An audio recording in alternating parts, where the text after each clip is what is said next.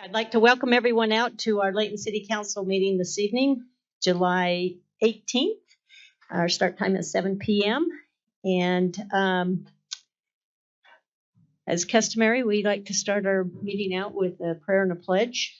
And each month we change this, and this month it will be Councilmember Bloxham's turn. Thank you, Madam Mayor. I'm going to open our serve. We're going to actually not our services here. We'll open our council meeting here, and I'm going to say a prayer, and then we'll stand and offer the pledge. Our Father in heaven, we're grateful for our many blessings. We're grateful to meet together as a city body and to be able to discuss the affairs of our great city. We're grateful for all those who live within its boundaries. We're grateful for those who work for the city and dedicate their lives to keeping us safe and to keeping our city running. We ask you to please bless us as we discuss these important topics, that we can be led to the best decision for our residents. And we ask you to please bless us as we continue to try to make our city the best place to live. And we say these things in the name of Jesus Christ. Amen. Amen. Okay. Repeat after me. I pledge allegiance to the flag of the United States of America and to the republic for which it stands, one nation, under God, indivisible, with liberty and justice for all. Okay, thank you very much. That was a beautiful prayer, and I appreciate the ceremony that needs to take place before all of our meetings. So with that, Council, we'll go ahead and get our meeting started. We have 3 sets of minutes that was in your packet. So if any of you have any corrections or additions to it, please make it known, or in your motion, you're welcome to make that announcement as well. Well, I do have one correction for the work meeting minutes for May 2nd. There was a line in there identifying a series of 1 hour films, but it is just a one hour film. And we did select that 1 hour film, but I did send that correction via email. Okay. So if the exact verbiage in the email can be used, I don't remember it. But if that could be used, I would appreciate that. Okay. Is that okay? Can I do that, Clint? Okay. So with that, I can make a motion that we would approve the work meeting minutes for the council budget work meeting on March 20th, the council work meeting May 2nd with the corrections sent via email to our recorder, and the minutes of the city council meeting on May 16th. Well, second. And moved in second that we adopt the minutes with the correction for the May 2nd meeting. All those in favor? Well, there's motion and a second, sorry. And so all of those in favor, please say aye. Aye. Any opposed? Very good. Okay, let's go on to our municipal announcements. So council, I know that some of you sit on some boards that you want to make those announcements for. Okay, I'll go again. I do have one announcement for the Layton Communities That Care. We will be hosting a movie screening on August 22nd here at the Kinley. It'll be at 7 p.m. It will be free. The screening is for a film called Screenagers, and it is about the effects of vaping and substance use and abuse in the digital age for our young people. And so we're inviting the entire community, parents, teenagers to come. It will be free. There will be some raffles for gift cards that you can get there. We'll have some snacks and things of that nature. It will begin at 7 p.m. just here in the Kinley Amphitheater. It's a large venue, but we would like you to RSVP if you could, just to make sure we have enough snacks.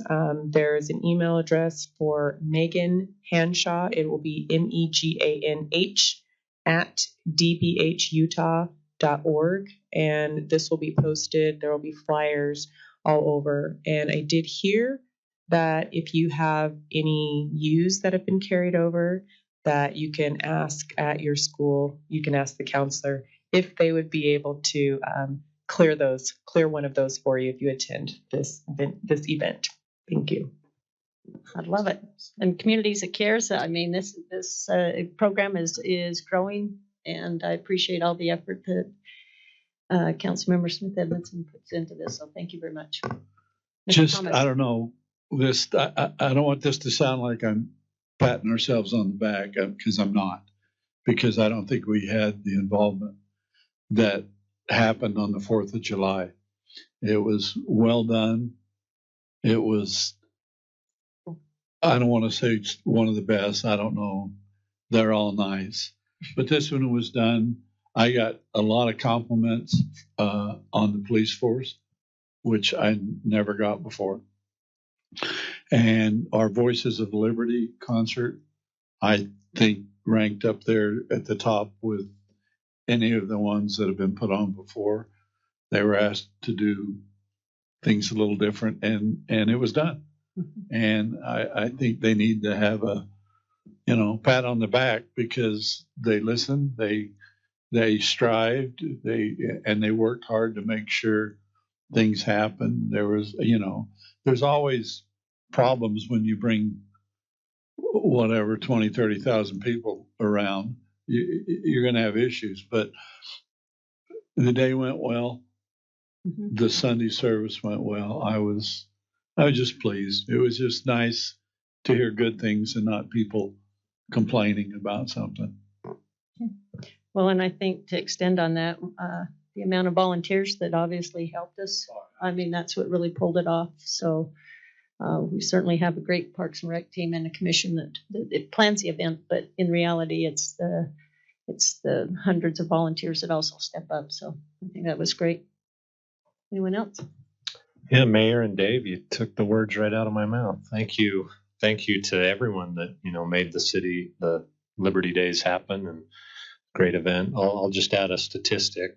The council and 100 or so volunteers, I don't know how many we had, passed out 14,000 popsicles and ice cream cones at the parade, and an additional 5,000 to hospitals, assisted living, places around the city. So thanks for everyone's efforts in doing that. It was a part of a community. It was awesome. So good to see a lot of volunteers that showed up. And then we got another party next week. So the 24th Pioneer Days activities. We've got a lot of fun activities. Starting in the morning with the Pioneer Day Jubilee at the museum next door here. Food truck rally in the Commons Park, and then the free concert that everyone looks forward to for the last 23, 24 years or so, the Riders in the Sky free concert at the amphitheater here, 7 to 9 p.m. And then the evening will conclude with the Electric Light Parade at 10 p.m., starting at the end of the south end of Wasatch Drive and Gentile Street, and traveling to Layton Commons Park, where we'll have a big party until 11:45 or so, midnight. So the parade route has changed a little bit. We'll go around the Commons, or east, To the seminary. farther to the seminary building, and come around into the park on the east entrance instead of near the police department. So also Layton Fest is going on every Friday evening. Lots of food trucks, entertainment. Bring the family out. And tomorrow night, I'm not Arts Council representative, but me and my family will be watching Top Gun Maverick for free in the amphitheater tomorrow evening. So bring the family out. Lots of activities going on in the city. There is. This is a fun, exciting time of year, and I love to see everybody out and about. And speaking of that, it was a last minute call, but Young's Power Sports on Main Street yesterday unveiled a mural on their wall, and it's kind of an interesting mural, but it ties in with the Davis County tourism. And so with that, they actually have the letters spelled out Layton very large, and the intent is for people to come and take your picture in front of it and show your your love for your city, as well as tourism as well. And then you'd have to go inside, but there's several different items in that mural that is kind of like a hide and seek. And one in particular that I have to mention because it's just kind of goes along with our name is, we do have a T in it, but over the years, when you enunciate it, a lot of the locals leave out the T. So intentionally, the artist hid a lowercase t in that mural. So you're supposed to find the lowercase t, knowing that, a lot of the locals enunciate it as Layton. Yeah. So anyway, a lot of fun stuff happening in our city. Okay, anyone else have anything? Okay, with that, let's go ahead and move down to actually our number 4. We do not have any verbal petitions at this time, so let's go on to our citizens' comment. So if there's anyone in the audience that wish to address the council, you're more than welcome to do so. You can come up to the podium, please state your name, and then of course your purpose. And certainly if you're here to discuss any of our items that's in our public hearing, then you can wait until that time to go ahead and address us regarding that particular item. But otherwise, the time's now yours.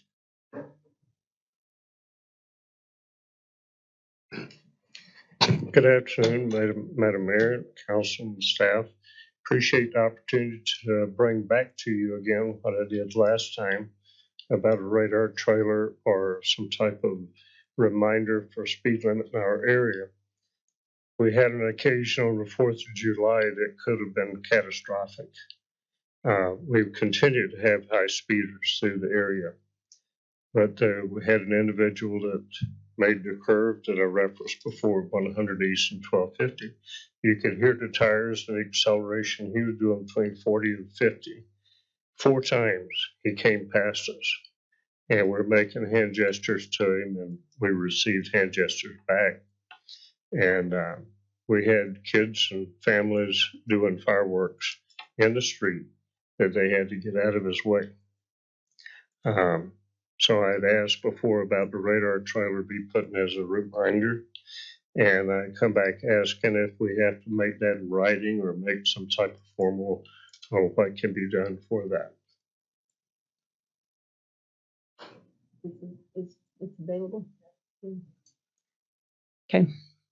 I'm going to allow our chief of police to answer that question for us when he gets up, or if you want to address it now, you're more than welcome to. We're happy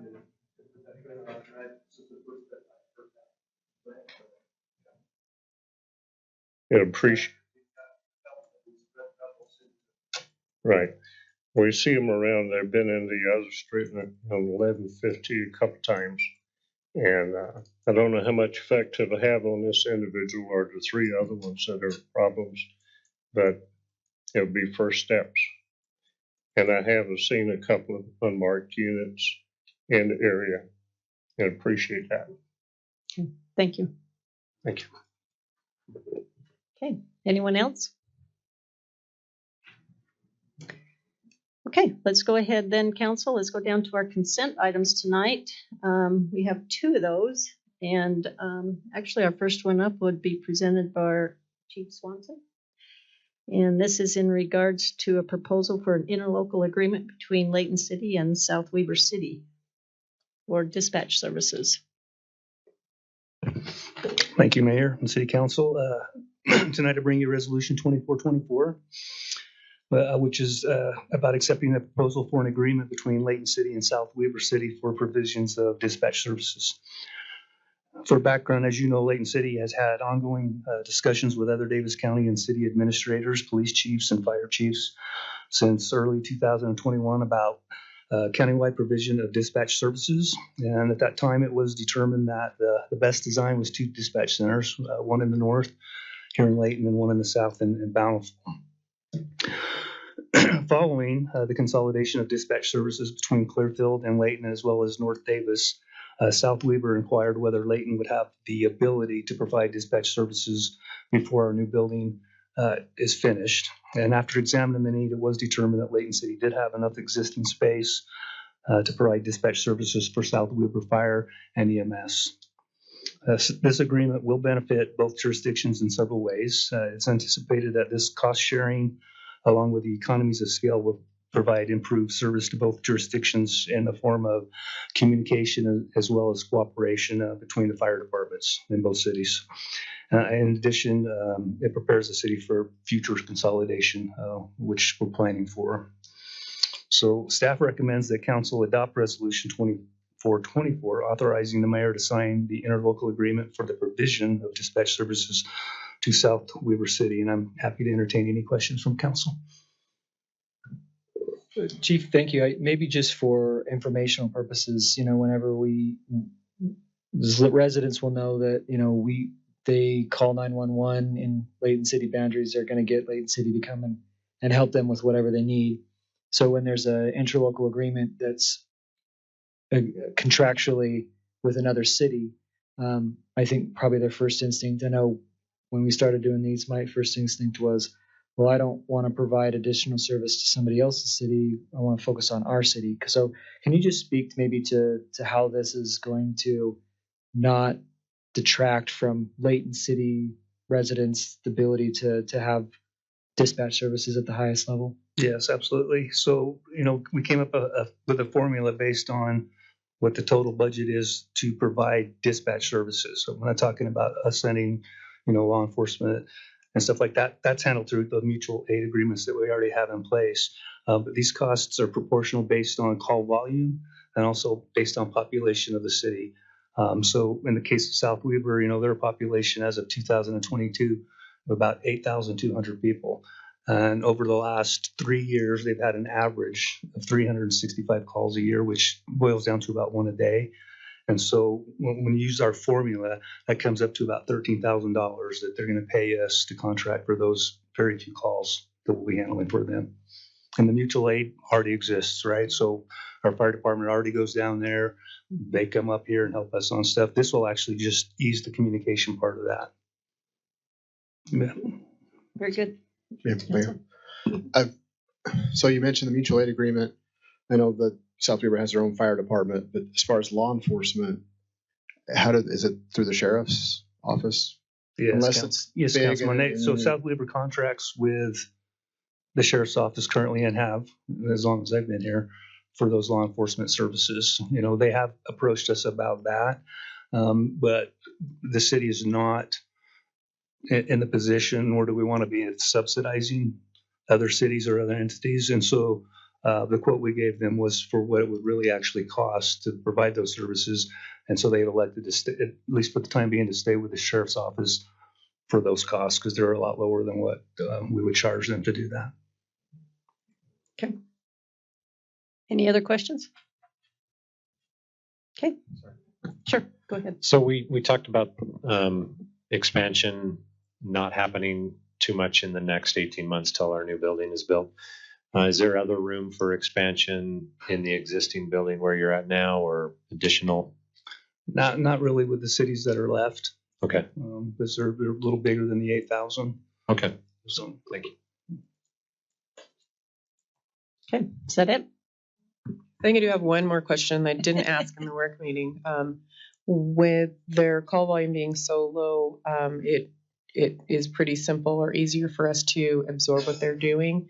When Clearfield came over, we also absorbed some of their staff. Would we need to be doing that as well with South Weber? Did they have like a staff person that would be coming over as well, or are we just only going to be taking that call or those calls? Yeah, with Clearfield, we did hire, 9 of their dispatchers to come over because we needed that for the call volume. This is such a low amount that we do not need to add anything additional. So we're basically charging just based on the calls.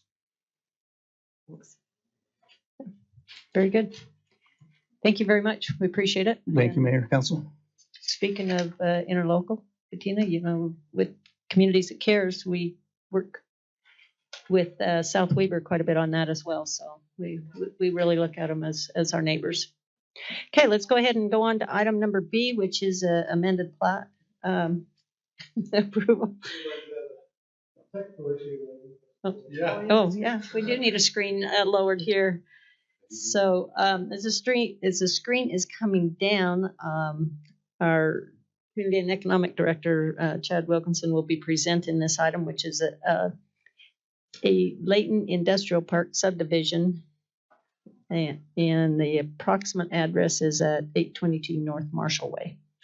I'm going to go ahead, Mayor, if that's okay, with the Absolutely. knowledge that the council can see what I'm talking about, and those pictures will come up in just a minute for the general public. But yeah, this is an amendment to the to a subdivision, existing subdivision, Layton Industrial Park subdivision, and this is really a really simple amendment. They've got a lot that's big enough to divide. It meets all of our minimum standards. They would like to divide this for the purpose of creating some additional developable land in the future. So this has been reviewed by our planning commission, and this is being recommended for approval. I'm going to wait for that just to come up just briefly here, and we'll show the pictures very briefly of what's being proposed. But again, this comes to the council just based on our local and state law that whenever we have a subdivision amendment, we come through the council. But all of these are lots that are fairly large in size. The two lots that will be created, we have one that's 1.85 acres in size. The other that's 3.3, approximately almost 3.4 acres. Here's just really quickly the properties. Again, 882 North Marshall Way. We've got the property here shown in red. It's got an existing use on it. The existing use is a precast concrete product use known as confab. They make precast concrete products like plaques, residential subdivision markers, those kind of things. Again, this is the plat here that in front of you on the screen. That lot line, for whatever reason, is not showing up well on the slide, but I'm just going to outline where that new boundary would be. So the existing boundary is right here around the exterior. That new boundary will be right there, and we'll divide that off into a smaller lot and a larger lot.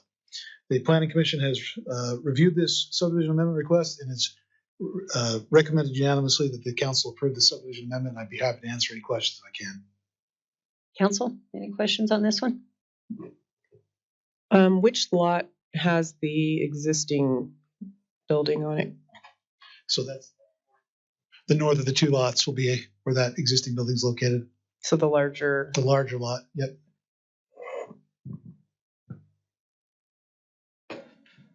Okay. Any other questions? Well, Okay, thanks. that was pretty simple then. Okay, council, I'll bring it back to you as far as action regarding the consent items. And just so everyone knows, the council can take action on both items at the same time. So with that, I'll look for a motion.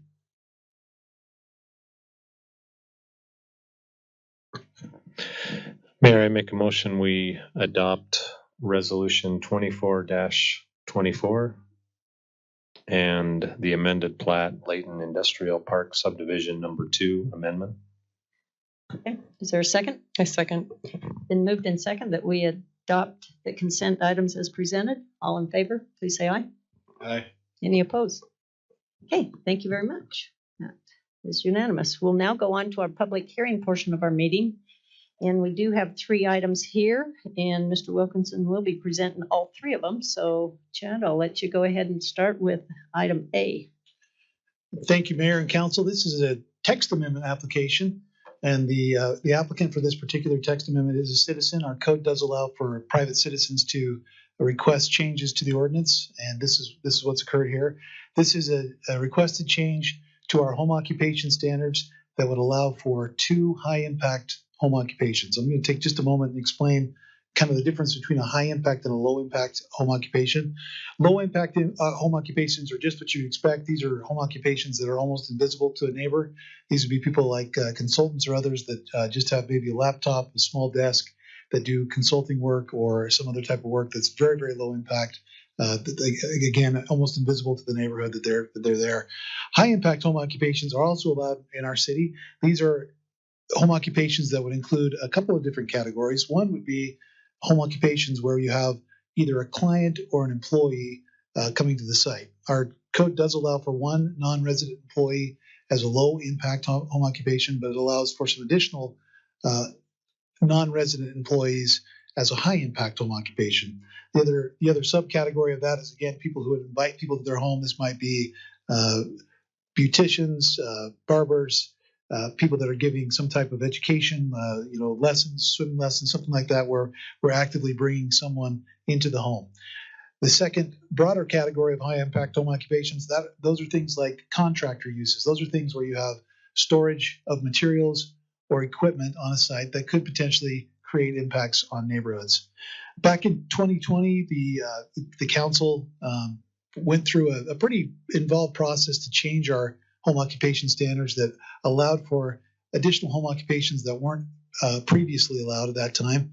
And one of the things that was discussed at that time is what's the proper amount of impact that would be acceptable in a residential neighborhood. One of the challenges, and I think that this is probably one of those classic zoning issues, is allowing reasonable use of someone's property while not creating unreasonable impacts on neighboring property owners.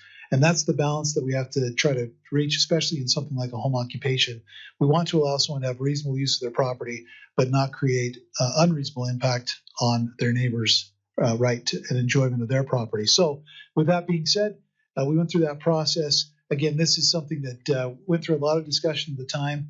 It was decided that to comply or to mitigate any concerns, that it would be appropriate for someone to be able to have two home occupations, one high impact and one low impact. Or potentially two low impact home occupations, but two is the limit. But only one of those could be a high impact home occupation. So that was what the determination was at the time, and that's worked very well for the city. We've had, again, that previous ordinance change really opened the door for many people that weren't able to have home occupations to then have a home occupation, and we've seen a tremendous impact of that in our city. With that, again, the applicant has requested now that we include two high impact home occupations. This was reviewed by our planning commission, and after some good discussion, they have recommended that the council deny this request. And I think probably for two main reasons, and I'll try to outline those briefly. First of all, again, impacts to neighboring property owners was a big concern about that our commission had. The second was that this, and again, this is the expressed concern of the commission, that this is not something that is substantial enough of a change, or that we haven't had enough requests for these, that it really rises to the level of needing to change our ordinance. We've had the ability to work around some of these within our existing ordinance to allow people to have some of these home occupations by storing materials in other locations, for example. And so this just hasn't risen to that level of needing to change an ordinance in order to accommodate a high request of these types of home occupations. So those are those expressed concerns or issues by our planning commission. Again, we have also reviewed this, and we would recommend the council not approve this requested high impact home occupation text amendment for some of the reasons we've talked about. And with that, I'd be happy to answer any questions. Council, do you have any questions on this one? Just had one, Chad. So there's no in the ordinance that we currently have, it's not based on the quantity of clients that are coming. It's just the possibility that clients would be coming if they're a high impact. Of that one subcategory, yes, we have the ability to have some flexibility in that. We try to look at those impacts of those clients coming to the site. In the case of other home occupations, including contractors, we have some very specific standards on what can be stored, what can't be stored there, what types of materials, even down to the weight and size of the vehicles that can be used as part of those. But there could be a situation where you could have lower, I don't want to use the word impact because that's what the actual thing is, but neighbors would notice in a situation where you may have two low impact businesses that are really actually quite popular, or maybe they have people coming and that they wouldn't notice them. They would notice them even though they're low impact, whereas may have a high impact when you wouldn't notice it because the business isn't doing so hot. Yeah, anytime there's a client coming to the site, it's a high Always impact. gonna be high impact. Always high impact. Okay. The only situation where it wouldn't be a high impact with someone outside the home is one non-resident employee. Okay. That's the only time. Any kind of client, though, is high impact. 1 to 20, whatever, or 100, whatever that is. Okay. Yeah. And previous discussion with prior situations has shown that I think it's a pretty good ordinance in terms of trying to strike a balance between, we obviously want to encourage people to have businesses and make a living for their families, with the understanding that we don't want to transform a neighborhood into a pseudo commercial area. So I appreciate the explanation because, you know, I don't like to be, you know, a voice against people having the ability to make a living for their families. And that's why these types of things are important, I think, to have us discuss, because we want to make sure everyone has a chance to, you know, to put food on the table. But it's just an interesting one, having to balance that dynamic. So I appreciate the effort you put into explaining it in the agenda, because it helped me understand a little better. So thank you. You bet. Anyone May I, else? Mayor? Yeah, I echo Councilman Bloxham's sentiment of, because we were here, we helped craft this with you, because the text or the ordinance before was only family members for a home occupation, and so I think we've struck a really good balance of doing just that, having residents have the ability to have a business in their home at the same time. You don't want the neighborhood to be a business area either. Question though, the low impact businesses, they come to the city and you can approve those. That doesn't have to go to the planning commission, but the high impact ones come each like a conditional use. Each they come to you, and you so yeah, you got to go in front of the planning commission, or you can get signatures from residents, from That's neighbors around you. Yep. They can bypass the planning commission with neighborhood signatures. Yep. So I guess the question is then, if we decide, no, we let's flesh this out a little bit more, and maybe you could do this where you can have two high impact businesses in a home, that would have to come to the planning commission. I mean, could the planning commission make that determination with how they do with other conditional uses? Like, well, what is the business? Not all high impact businesses are equal. Was that discussed in the planning commission, or have you discussed that as a staff, as a possible? Yeah, if the city council says this is what we want to do, now what do we do? Was that one of the possible solutions? We've definitely considered that. I think, you know, one of the things we look at is trying to create an ordinance that's as fair as we can be, and as equally or that we can administer as equally as we possibly can. With as you know, as there's always nuances to all of these different types of businesses.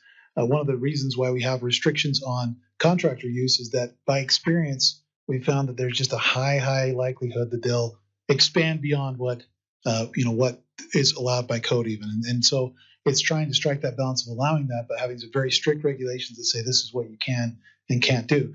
Our concern on again is, if we were to take each of these to the planning commission, how do we equally administer that to say, well, this person is they're good, but this other person we don't think is going to be as good, right? And trying to be as fair as we can on that.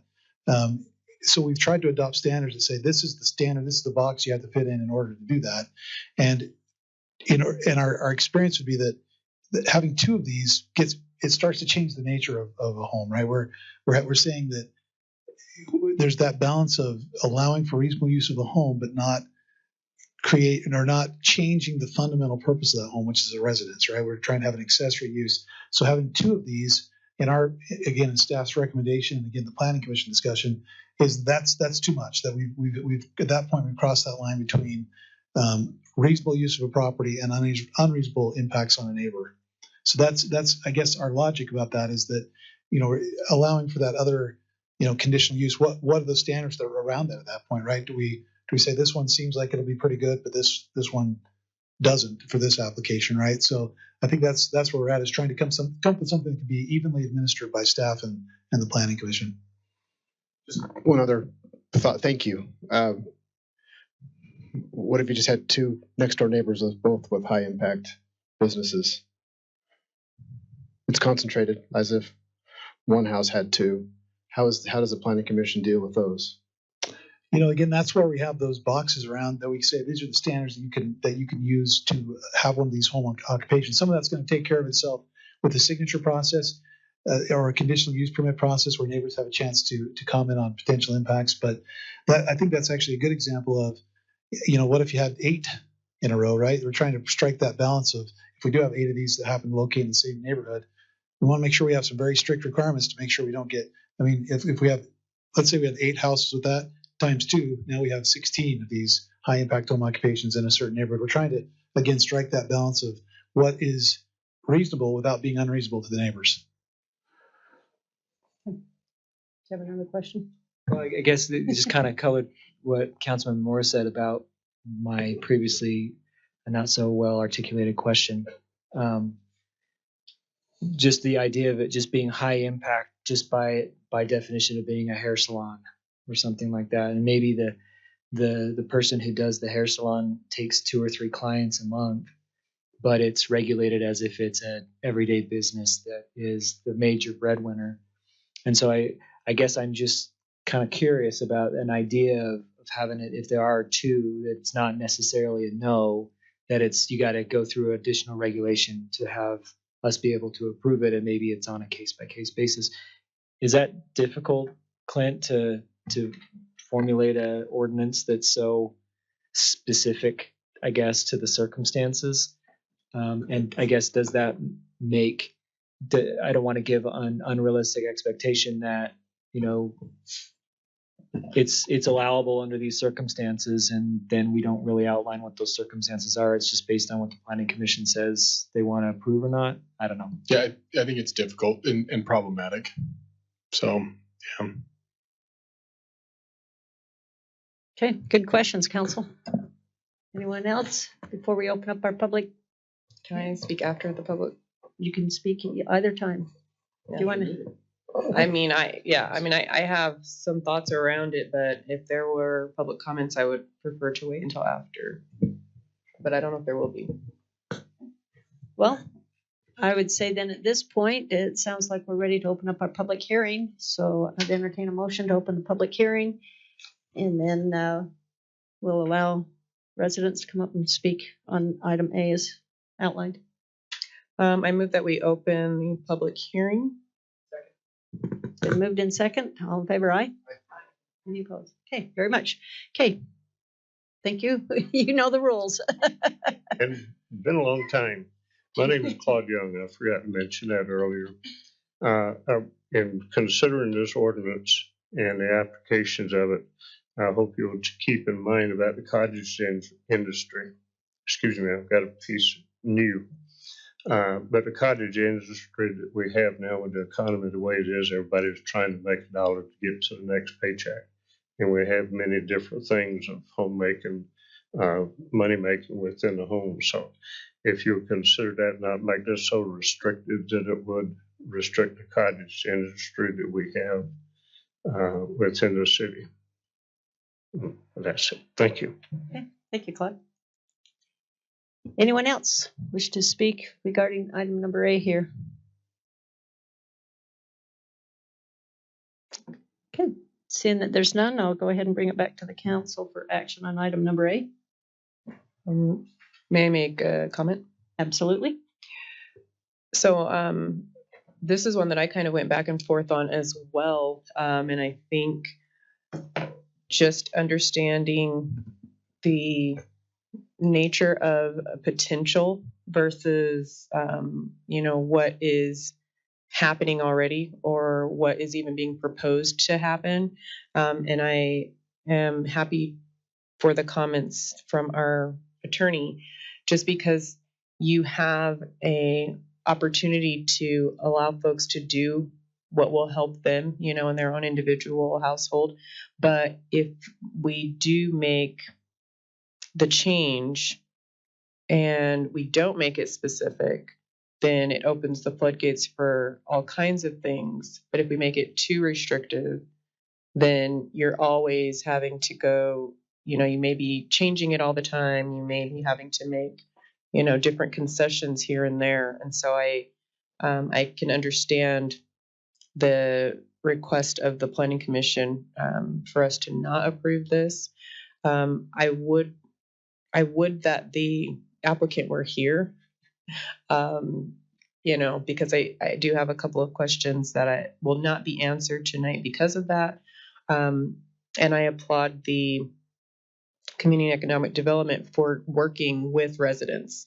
As you mentioned, Chad, in the work meeting and a little bit here, that there are times when, you've been able to figure out not a workaround, but a way to still aid, a resident in doing what it is they want to do.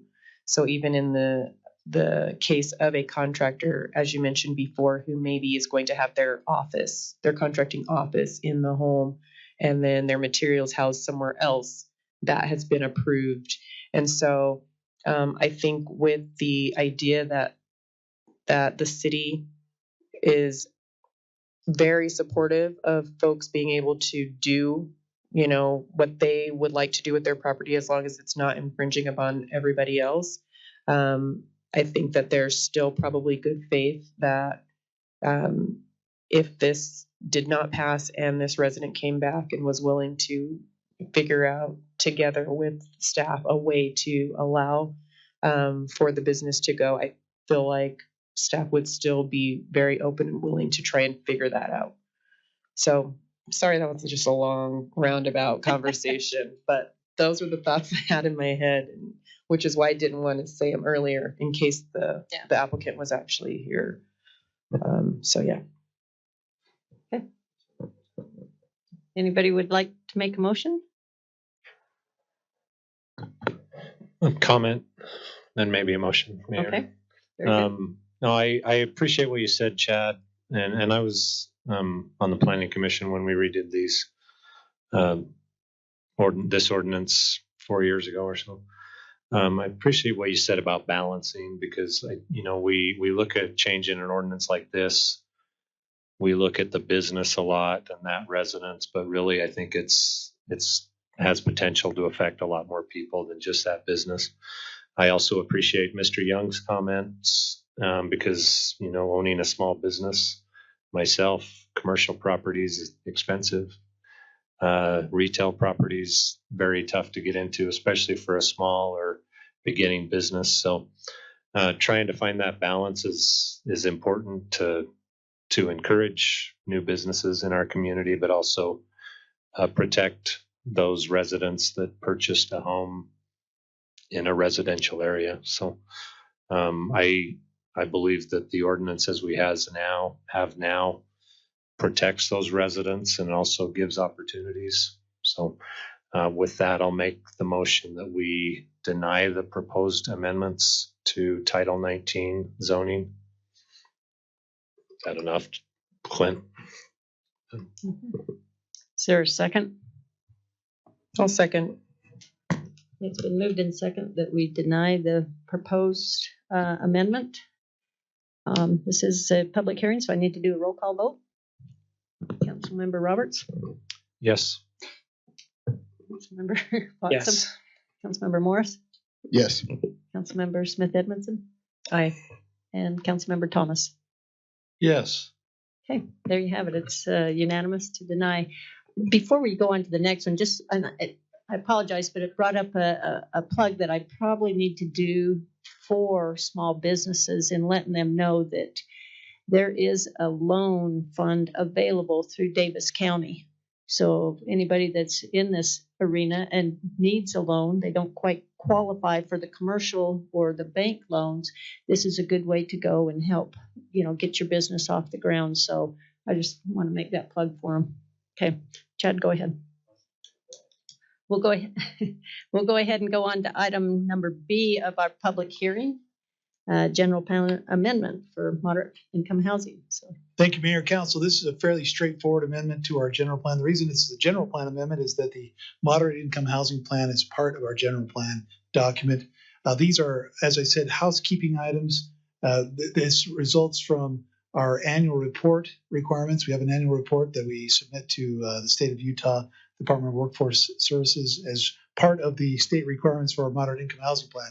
As we've discussed with the DWS staff about some of our reporting requirements, we have observed the need to pull back a little bit from some of the specificity that we had in our last year's plan, so that we are taking dates off and now creating some clarity on things that have to be updated or looked at annually. Instead of having a date on those, we'll have just an annual review.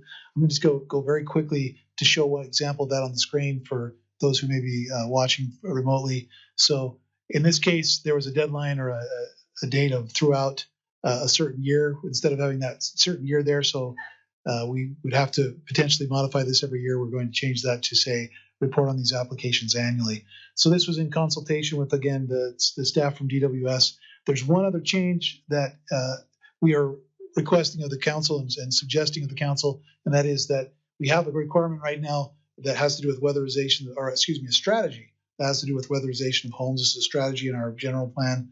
We have observed in the last 6 or so years since this moderate income housing plan was originally adopted that is something that we've not been involved in, that is something handled by the state agencies. So rather than have that as a strategy in our general plan, we're looking to pull that out and just allow the other agencies that are taking care of that to go ahead and do that. So with that, we are recommending the council approve this change to our moderate income housing plan as an element of our general plan.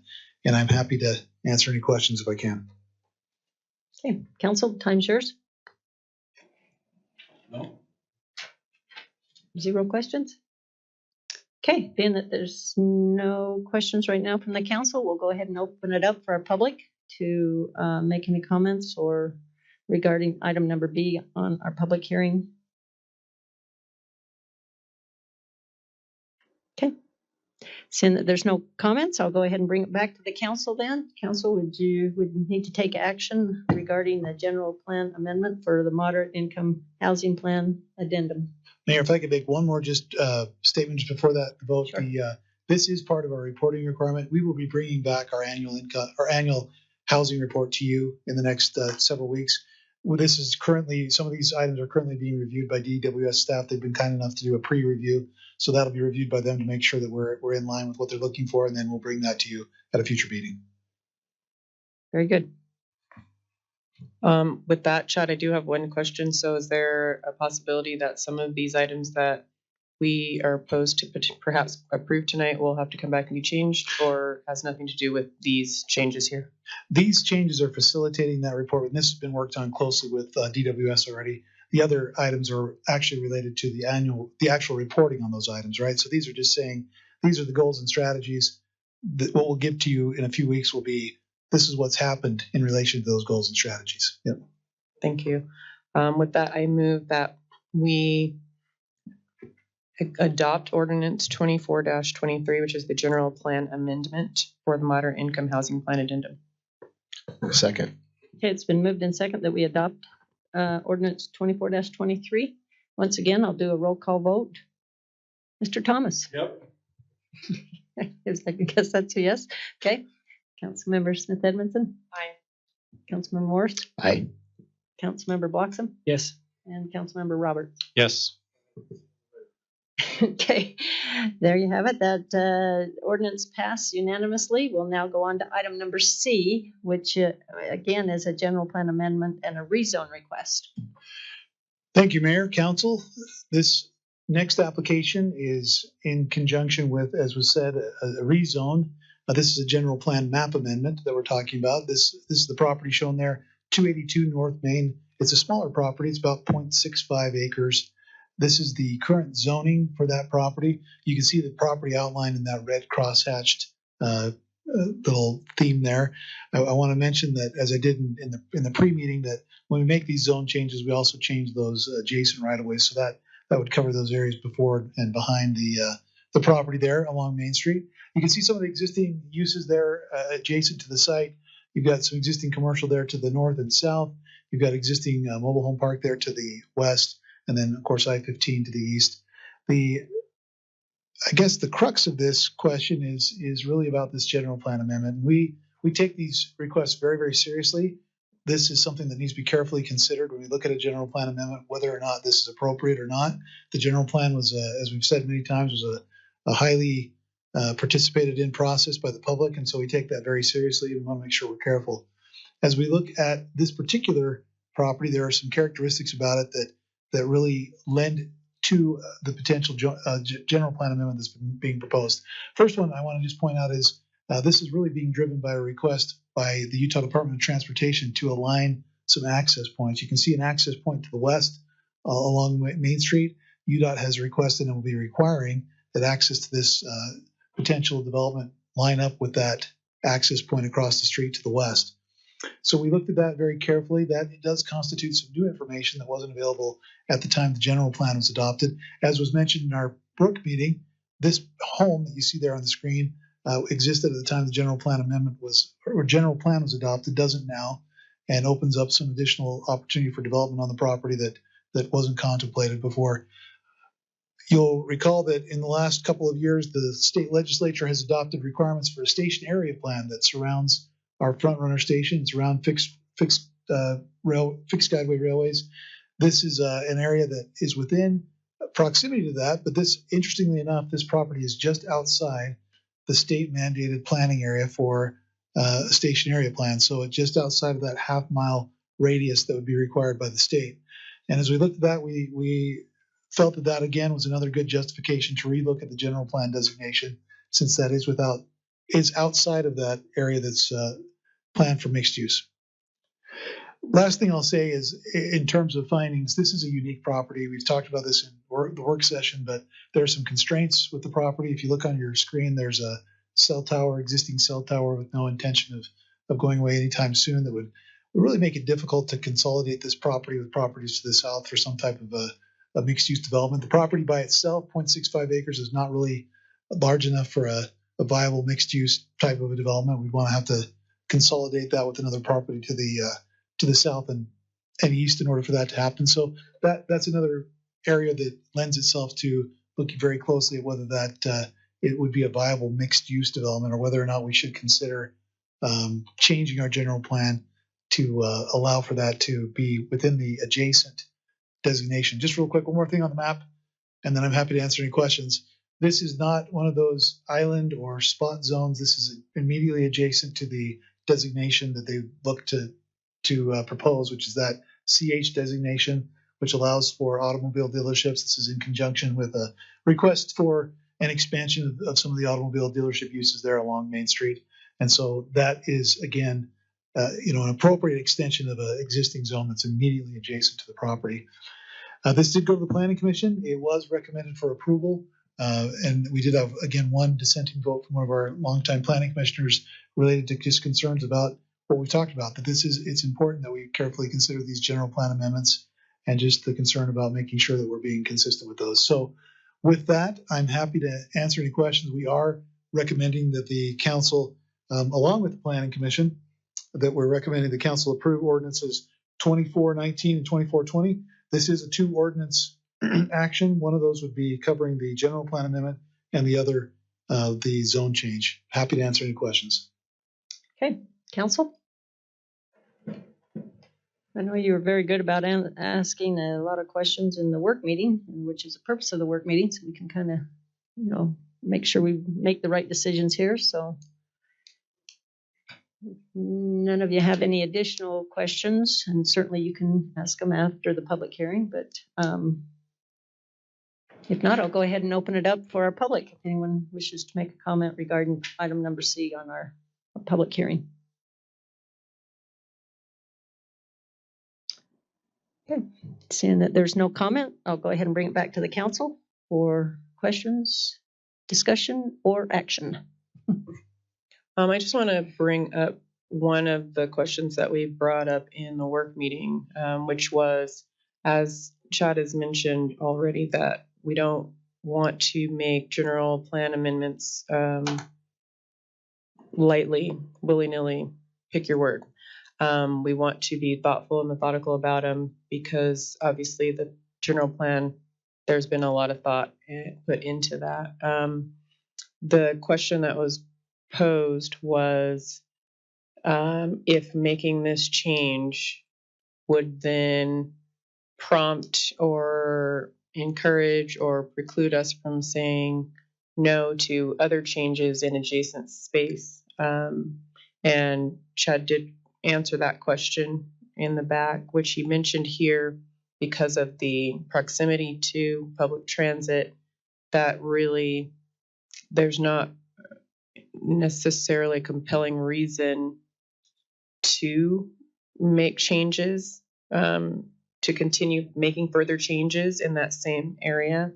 That question was poignant for me because of some other general plan amendment requests that had taken place in the past in similar areas where, one particular corner had a general plan amendment, another corner did not. And, just having those instances where you almost feel like you don't have a really good reason to say no, if that, makes sense.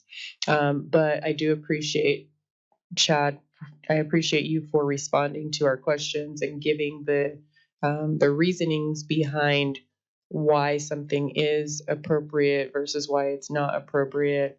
And that helped me understand a little bit better about why it would be okay versus why it would not. So I appreciate your patience with me, I'll say. I was not on the planning commission, so I did not have that background as some others who have been. And so I appreciate your time with me.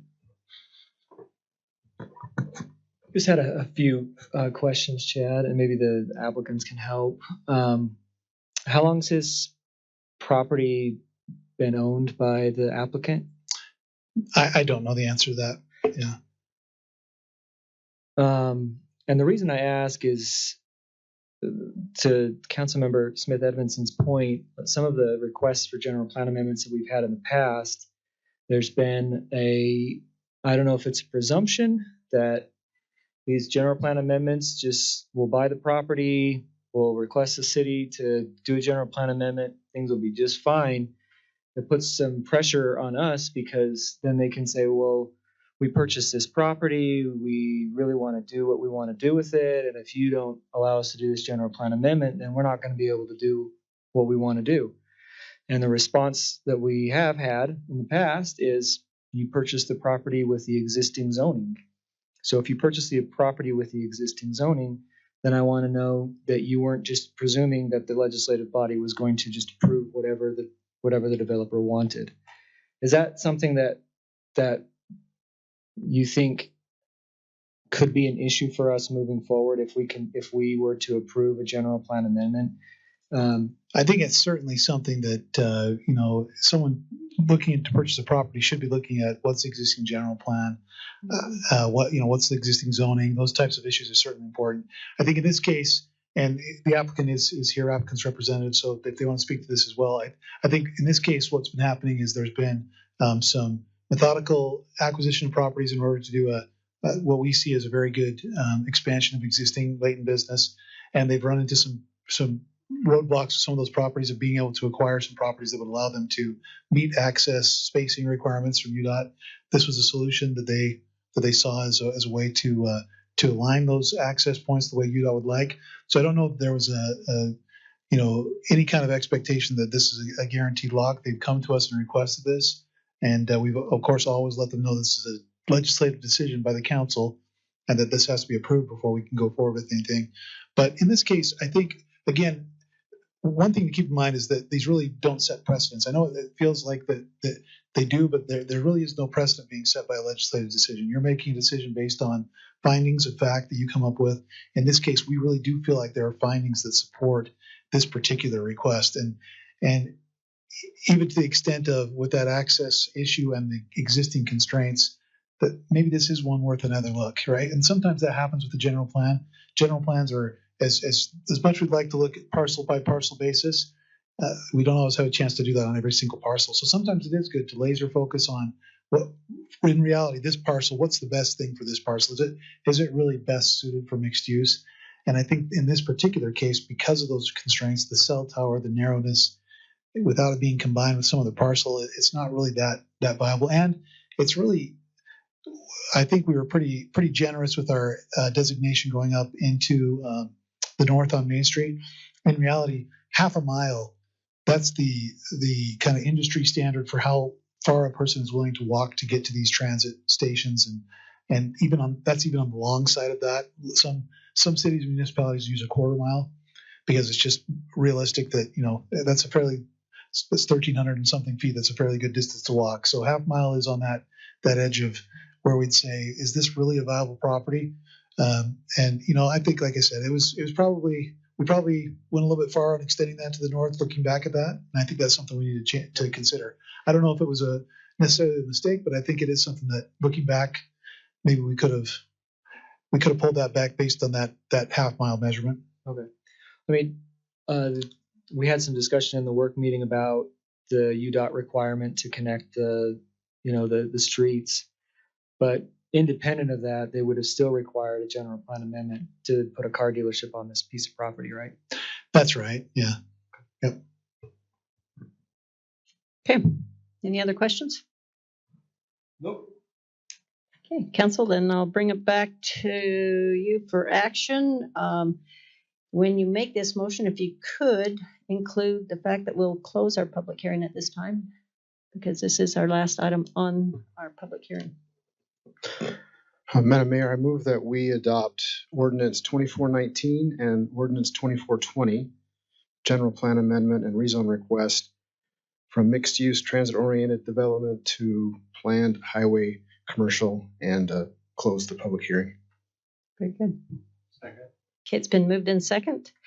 So with that, again, I'll do a roll call vote, and I'll go ahead and start with you, Councilmember Thomas. Aye. Okay. Councilmember Smith Edmondson. Aye. Councilman Morris. Aye. Councilman Bloxham. Yes. And Councilmember Roberts. Yes. Okay, there you have it. It's unanimous that we adopt ordinance 2419 and 24-20. That is the last item on our agenda item at this time. So, and council, unless you have any other unfinished business. Okay, Councilman Roberts. Yeah, Mayor, sorry, been thinking about this, and we've had some pretty traumatic fires the last couple of weeks here in Layton City, and I just wanted to offer thanks to our fire department, our police, Public Works, played a key role in preventing one of the big fires in our city from being a really big tragedy. So